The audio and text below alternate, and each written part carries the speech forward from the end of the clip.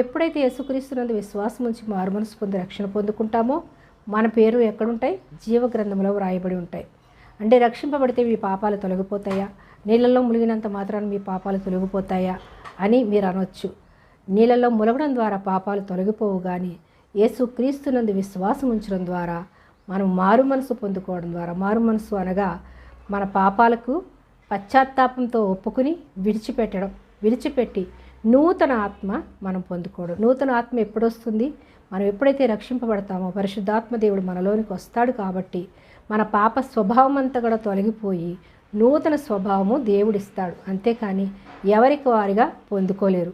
రక్షింపబడి కూడా ఇంకా దుష్టత్వంలోనే ఉంటే కనుక అపవాది ఇంకా వారిని విడిచిపెట్టలేదు. కాబట్టి వారు ఎక్కువ ప్రార్థన చేయాలి.